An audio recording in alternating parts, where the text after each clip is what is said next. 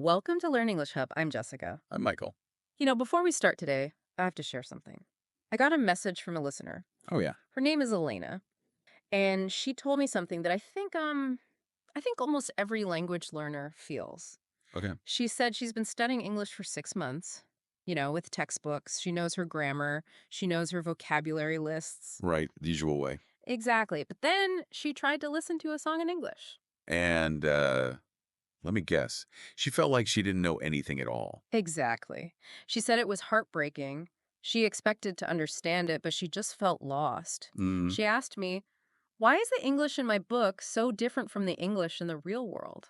that is the big question. It really is. We call it the beginner's gap. The beginner's gap. Yeah, it's that distance between the safe, slow world of a classroom Mhm. and the fast, emotional world of real life. Well, today we are going to fix that. We're going to do a deep dive into how to bridge that gap. We're going to look at how you can move from very simple sentences to understanding beautiful songs and poetry. And we're going to use the music of the artist Laufey as our example. She's perfect for this. She is. Her music is popular, it's modern, but it's also very clear. But before we get to the music, we have to start with the foundation. Okay. We have to start with what our research calls atomic sentences. Atomic sentences. I really like that name. It sounds so scientific. It is a little scientific. Think about physics. An atom is the smallest building block of everything. Right, you can't get any smaller. Exactly. Everything is built from them. So in English, an atomic sentence is the smallest possible sentence you can make. Precisely. And this is where most beginners make their first mistake. How so? They try to run before they can walk. They want to tell a big, complicated story about their life. Oh, I see this all the time. They try to translate these complex thoughts from their own language. And then what happens? They get stuck. They just freeze. They freeze because the structure is too heavy. They're trying to build a skyscraper with no foundation. So the solution is to go back to the atoms. Back to the atoms. In English, the atom is subject plus verb plus object. Subject, verb, object. Okay, so can you give us a really clear example from our notes? Let's use the most common one. I make my bed. Okay. I is the subject. Make is the verb. My bed. That's the object. That's correct. It's simple, but it is perfect English. Okay. Let's try another one. I drink a cup of coffee. I drink a cup of coffee? And one more, which I think we all do, 100 times a day. At least.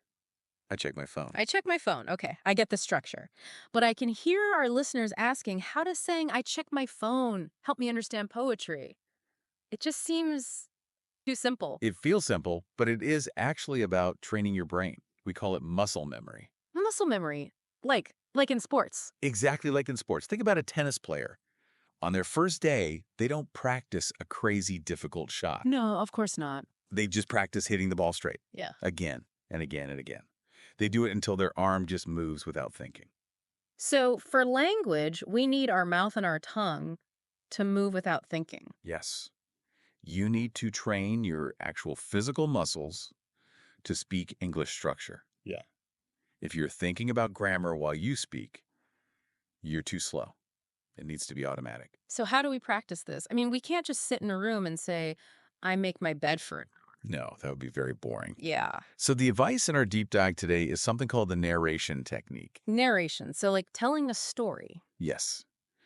But you are telling the story of your own life right now as it's happening. Okay. The rule is every time you do a physical action, you say the atomic sentence out loud. Out loud, not just in my head. It has to be out loud. Yeah. You need to hear your own voice. Yeah. So imagine you're in your kitchen, you're walking to the fridge. What do you say? I say, I walk to the fridge. Good. Then you open the door. I open the door. You see the milk. I take the milk. Exactly. Now, this might feel a little bit crazy at first. A little bit, yeah. Walking around talking to myself. Your family might look at you strangely. My cat already looks at me strangely, so that's fine. But think about what is happening in your brain.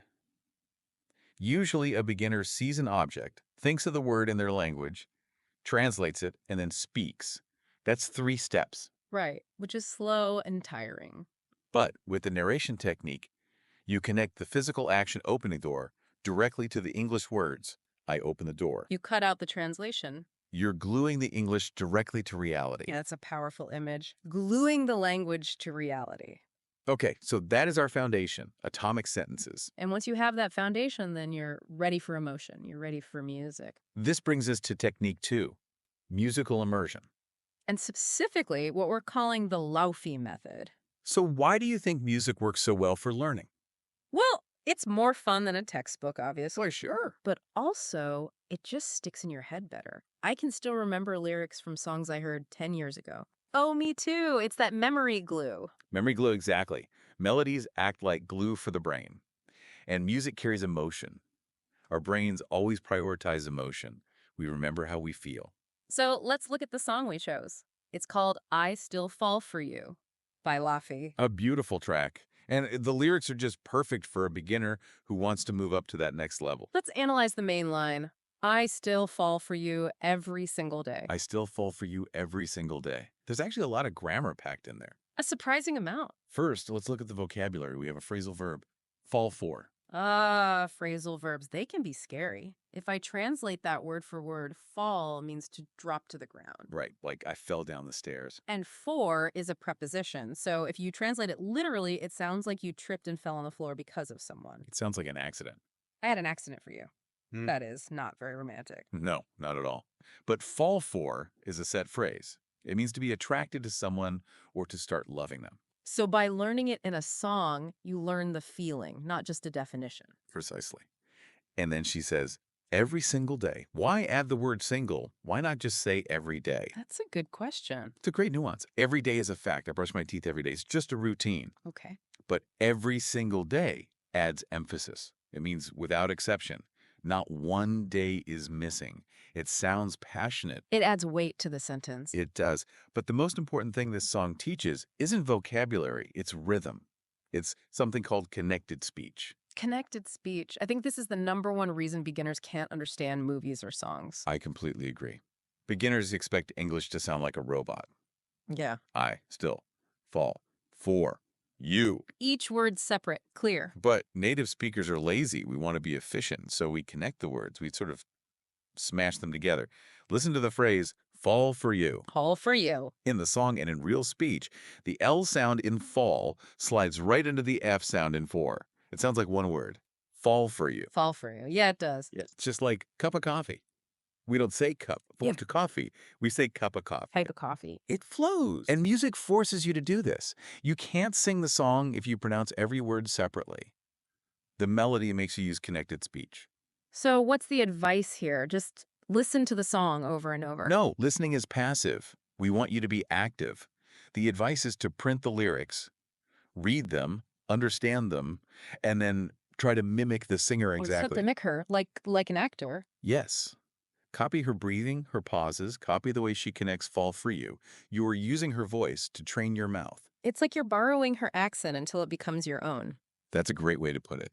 So we have the atomic sentences for structure, we have musical immersion for rhythm, but even with these tools, a lot of people still fail. They do. They start really strong and then they quit after 2 weeks. And that is why we need the third part of our deep dive. These are the 3 golden rules. And they aren't grammar rules, they're rules for your mind. Okay, let's go through them. Rule #1 is my favorite. It's permission to be imperfect. Permission to be imperfect. This is so important. Why do you think so many adults are afraid to speak English? I think it's ego. In our own language, we're smart, we're funny, we have jobs. Right. But when we speak a new language, we sound like children. We make mistakes. It feels embarrassing. Feels like we're losing our intelligence. So we develop this silent filter. We think of a sentence, we check it for mistakes, we worry it's wrong. And then we just say nothing. We stay silent to stay safe. But silence is the enemy of learning. You have to give yourself permission to be broken. Let's go back to our atomic sentence.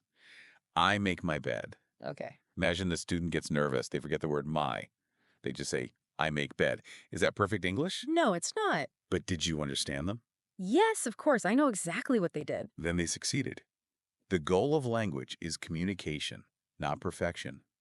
If you get the message across, you win. That takes so much pressure off. You don't have to be Shakespeare. Not at all. You just have to be understood.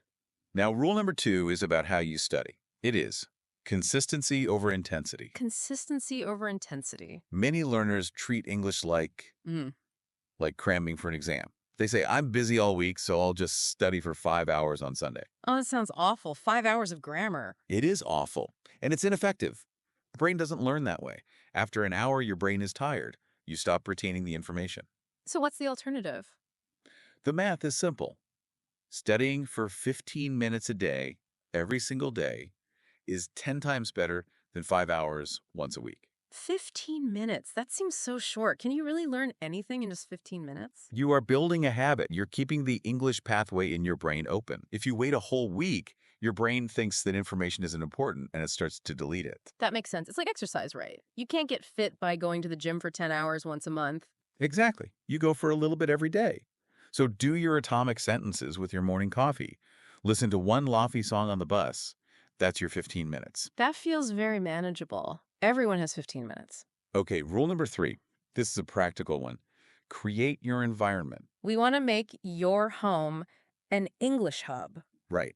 We can't all move to London or New York, but we can change our surroundings. Our notes suggest a very brave first step. Which is? Change your phone settings to English. Oh, wow.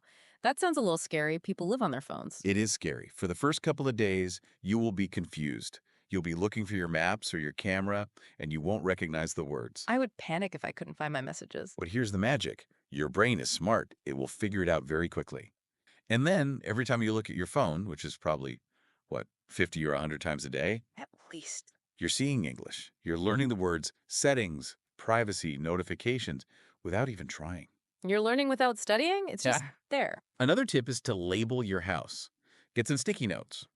Write the English name of things. Fridge, mirror, window. And stick them on the objects. Yes. So your kitchen becomes a dictionary.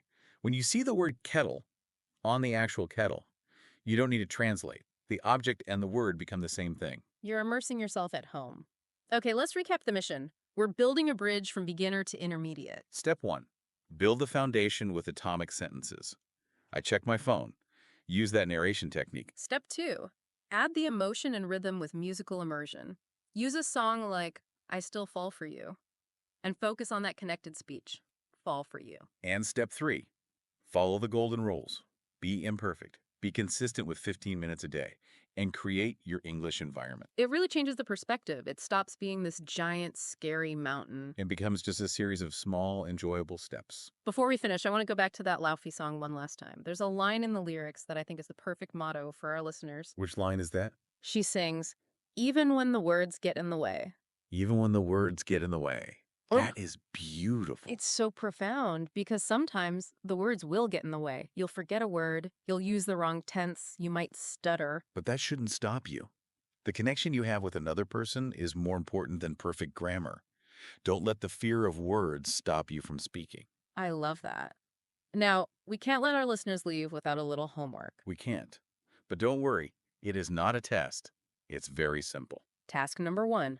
Go and listen to I Still Fall For You by Laufey. You can find it on YouTube, Spotify, anywhere. Just listen one time. And when you listen, don't try to translate everything. Just listen for the rhythm. Try to hear the connected speech. Task number 2. Pick just one new word from the song. Maybe it's fall for, maybe it's single. Just one word. Write it down. And task number 3. Tonight, before you go to sleep, narrate your routine. Write down or speak 3 atomic sentences. I brush my teeth. I turn off the light. I close my eyes. Say them out loud.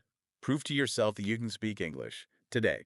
That is a great start. This has been such a helpful deep dive. I feel inspired to go home and label my entire kitchen. Let me know how that goes. It's always a pleasure to explore how we learn. Thanks for listening to Learn English Hub. Keep practicing. Keep singing. See you in the next episode.